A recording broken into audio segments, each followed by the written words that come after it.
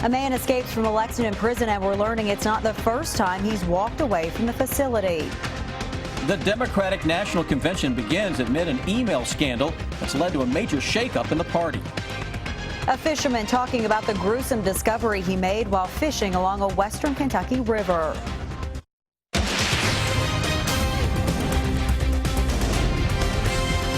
This is WKYT News at 5. Good afternoon to you. The search continues this afternoon for a prison escapee. The State Department of Corrections says that Clyde Rader walked away from Blackburn Correctional Complex in Lexington about 7:45 this morning. It's the second time he has escaped from the same prison. Hillary Thornton has more in our top story at 5.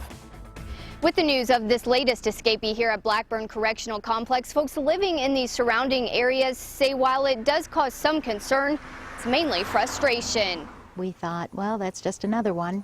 Jill Long lives within eyesight of the minimum security state prison. It is the prison officials say 45-year-old Clyde Rader walked away from sometime before 8 o'clock this morning. The close proximity to the prison means that when they leave, they're trying to get away from here as far away as possible.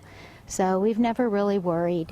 Rader is serving a 64-year sentence for convictions out of Madison and Fayette counties on charges that include burglary, robbery, and a previous escape charge. That escape charge coming from the same place he's now on the run from 19 years later, taking off from Blackburn back in December of 1997. If his sentence was that long, then surely he doesn't need to be in such a minimum grade facility. We get frustrated because many times these are repeat offenders, people who are put in the country club, as we call it, and who are there for a while, then they escape, then they're caught, then they're back and forth. While that frustration is the main feeling for many neighbors out here, this latest escape is creating some concern of safety for others.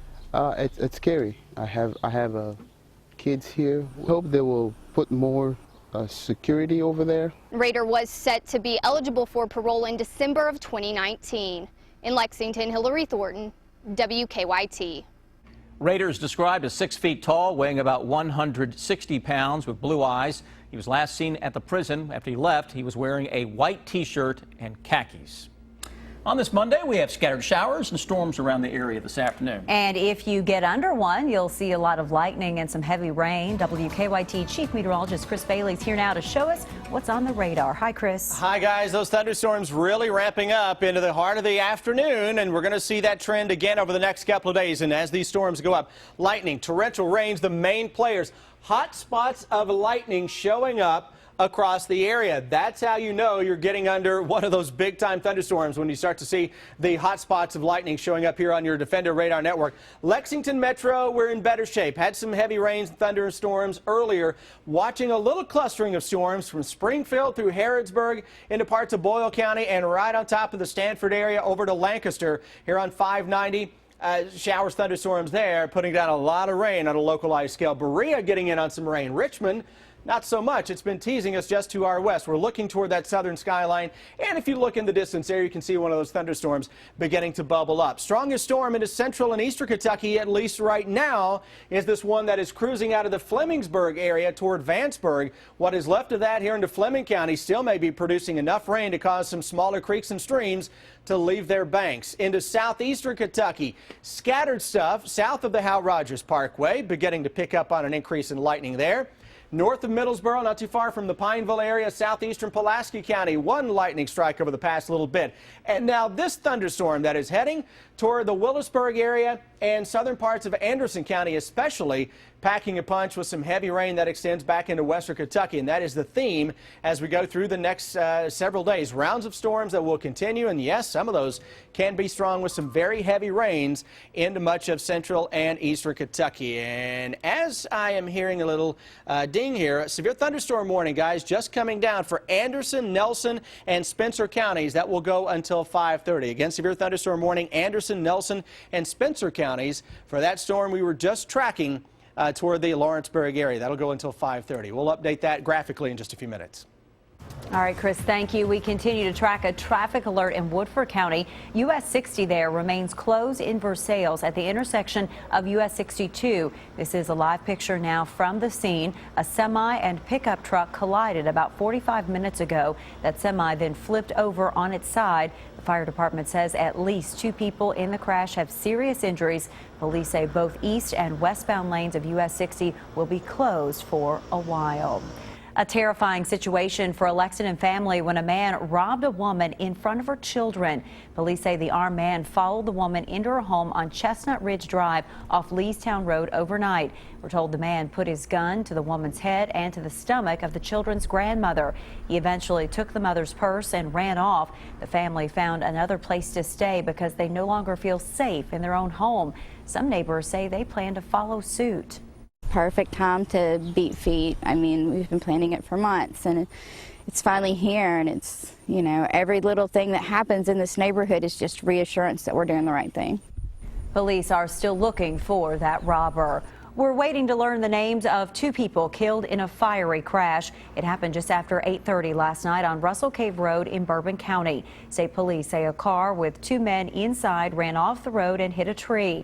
When police arrived on the scene, they say the car was engulfed in flames. Police are working to notify the victim's next of kin.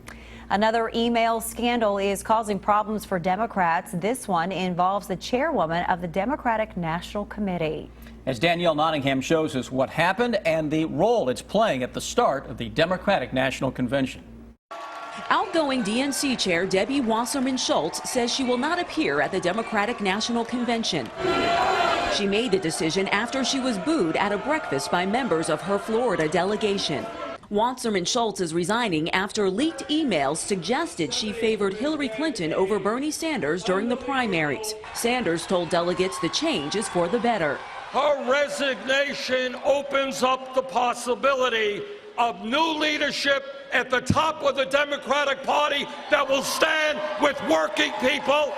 Clinton steered clear of the email scandal during a speech to veterans in North Carolina, taking on Donald Trump instead. I don't understand people who trash talk about America, who talk about us as being in decline. But Wasserman Schultz's resignation is dominating talk here on the convention floor. She should step down now. I think that would be appropriate. If a person is found in the fault, I think they should step aside in order not to hurt the party. First Lady Michelle Obama, Massachusetts Senator Elizabeth Warren, and Bernie Sanders will speak tonight. A new CBS News poll shows Trump got a bump from the GOP convention and is now tied with Clinton. Danielle Nottingham, CBS News, Philadelphia. And the Clinton campaign blamed the Russian government for the email hack and claimed that Russia was trying to help Trump win. The FBI is investigating. A fisherman made a gruesome discovery over the weekend. He came across a tote bag with a dismembered body inside while fishing in the Green River in Hart County on Saturday. WKYT's Rebecca Smith talked to the fisherman. The peaceful waters of the Green River. One of the most beautiful rivers in the state. Before the heat of the day, George Bruton set off early Saturday for a morning fishing trip. You're expecting to go catch you some smallmouth bass and enjoy the river, and then all of a sudden you come up on something like that. That's something Bruton says was a dismembered body stuffed into a bag. It's sitting right there in the edge of the river on the right side. The gruesome discovery about a quarter-mile from the boat ramp at H.H. Wilson Park in Hart County. I took my gaff that I used to pull fish in, and I reached and hooked the tote and kind of flipped it over, and I actually cut it just a little bit more so I could see further into it. And when I did, you could see a hand. Bruton previously worked with the Hart County Rescue Squad, so he was certain what he had come across was human remains. He called for help, and not long after, the Hart County coroner and Kentucky State Police collected the evidence. We have a lot of questions that we need to be, that we've got to try to answer. Though few details are known, one thing is certain. This case is undoubtedly a homicide. But who is the victim and who killed that person? We got to figure out who done this because there's someone responsible for the death and the disposal of somebody else's body. Trooper Eaton says state police will take a close look at missing persons cases out of Hart County and surrounding areas as they search for clues in this mysterious investigation. Hopefully we find out who it was so that the families will have some closure and hopefully they catch whoever did it, and that person pays for what they done. I mean, it takes a pretty sick person to take and cut up a person like that and do that to them. Rebecca Smith, WKYT. The Hart County coroner says an autopsy was completed Sunday.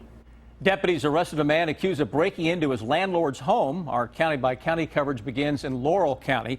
The sheriff's office says the landlord used a gun to chase away 45-year-old William Myers after the break-in. Deputies found Myers at his home. They say he kicked a deputy during his arrest. He faces several charges, including burglary and assault. In Marshall County, an 84-year-old bridge came crashing down. 5 seconds later. Oh, look at that.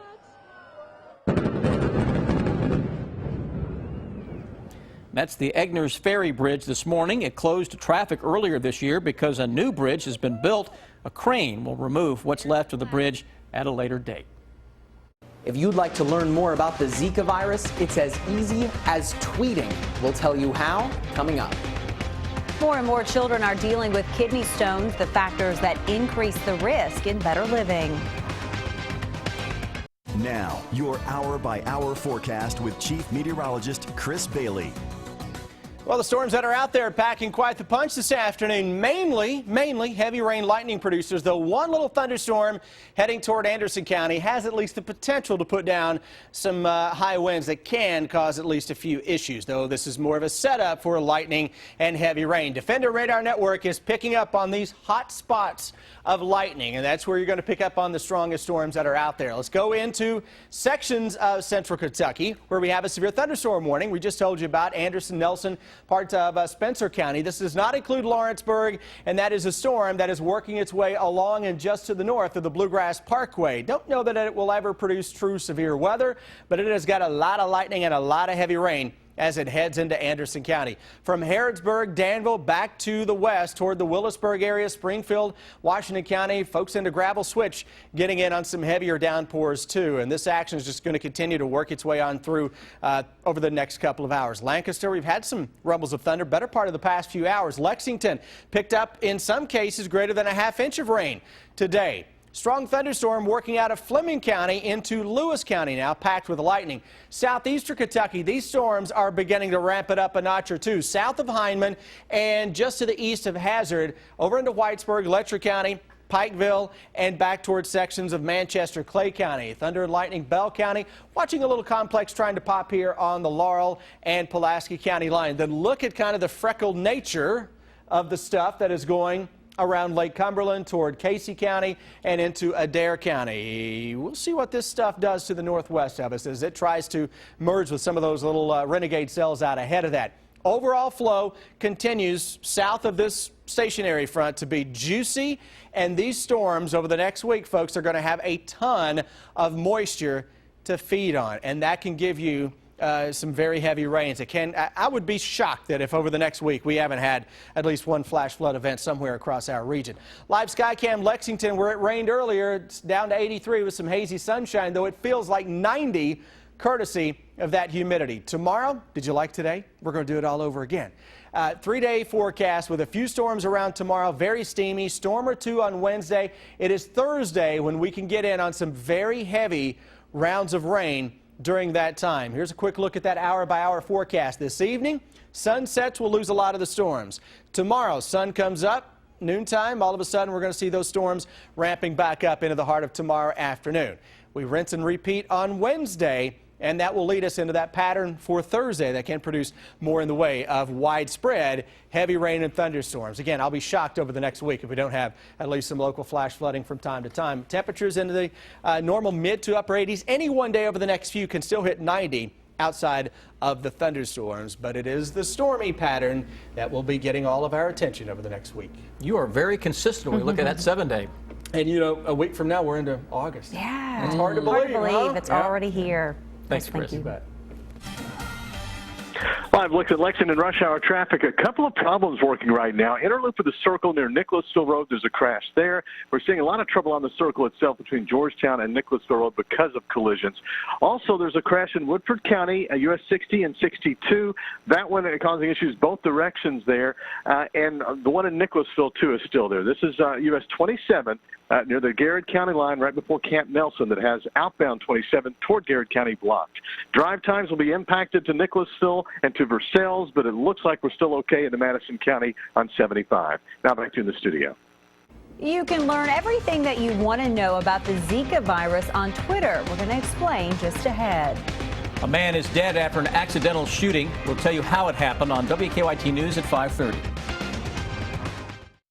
Keep up with the latest news on WKYT.com. Join the conversation on Twitter and become a part of the WKYT Facebook family. 2 teenagers died and 18 others were injured in a shooting outside a Florida nightclub overnight. Police say the shooting at Club Blue in Fort Myers is not an act of terrorism. The victims have been identified as a 14-year-old and an 18-year-old. Parents were picking up their children as the shots rang out.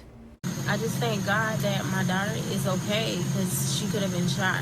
Her dodging bullets and running, dropping between cars. It's ridiculous that these kids have to go through this. They can't enjoy themselves. 3 people have been detained for questioning, but so far no one has been charged. The shooting comes a month after a shooting killed 49 people at Pulse nightclub in Orlando.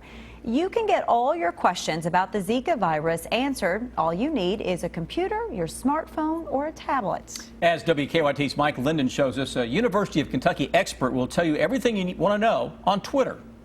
With the Summer Olympics in Rio right around the corner, concern over the spread of the Zika virus is coming to a head. Never before in human history have we had a mass migration of hundreds of thousands of people into areas that are epidemic for disease. So this is going to be a new experience for us. Grayson Brown is an expert when it comes to Zika and the spread of disease through mosquitoes. That's why he's making himself available to the public as part of a Twitter town hall this Wednesday. For the people who are on the receiving end, it's very beneficial because they get precise answers to their specific questions. Participating in the Twitter Q&A is really easy. All you have to do in order to submit a question is to sign into Twitter, whether it be on your laptop, your cell phone, or your tablet. Just be sure that you end your post with the hashtag #AgIsChat. That way Professor Brown can easily find and answer your question. Brown says the live question and answer session is meant to be informative, but more importantly, accessible. We as scientists really need to invest more effort into outreach and telling people what it is we do, what are the important things in their life in our field of discipline, because all of our science is important. In Lexington, Mike Linden, WKYT. And the Twitter Town Hall will take place from 2 to 3 on Wednesday afternoon. The 2018 World Equestrian Games need a new home. Could Lexington host them for a second time? We'll take a look at that on WKYT News at 5:30. Doctors say they're seeing more and more children with kidney stones. The best way to prevent them next in Better Living.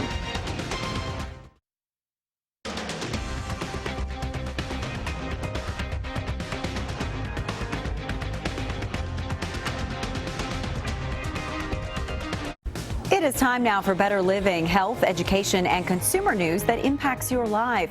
Doctors say they've been seeing more and more children suffering with kidney stones. As Dr. Malika Marshall shows us, keeping your children well hydrated during these hot summer months can help prevent the problem. Chase Carucci plays sports, but excruciating pain has sidelined him for years. On a scale of 1 to 10, probably a 9 or a 10. It's bad. It's probably the worst pain you could ever have. The 14-year-old has suffered through multiple kidney stones and has needed surgeries. Believe me, you would take that stone, you pray to God that you could have the stone so that you never see a child in that kind of pain. Doctors are seeing an increase in kids with kidney stones. Dr. Caleb Nelson from Boston Children's Hospital says it's not clear why. A lot of people think it may have to do with increased sedentary activity levels among kids. Other possible reasons, obesity and too much salt in the diet, especially from processed foods. Doctors say in general, most people are also underhydrated, and that may also be contributing to the rise in kidney stones. Good hydration will prevent stone formation in people who've had stones, and there's no reason to think that's not the case in people who haven't yet had a stone. Doctors aren't sure why Chase is prone to kidney stones. He's doing all he can to prevent them. When I go outside and I practice for one of my sports, I would have to drink a lot of water when I come back in. He also takes medication and is grateful he hasn't had a stone in nearly 4 years. Dr. Malika Marshall, CBS News, Boston. Doctors say it's important to be aware if there is a family history of kidney stones, since people with family history are at a higher risk. Those butterflies you get in your stomach when you're nervous can cause problems for your gut. A nervous stomach can lead to nausea, a burning sensation, increased heart rate, and dry mouth. While your stomach pays the price, doctors say your brain is to blame. The brain dictates to all our system. Whatever causes the brain to react, whether it's a happy feeling or a sad feeling or anxiety, sends plenty of messages. Doctors say you should try figuring out if there are dietary triggers that can make a nervous stomach worse. Try to manage or eliminate those can help lessen your discomfort. Now, here's what's coming up for you at 5:30.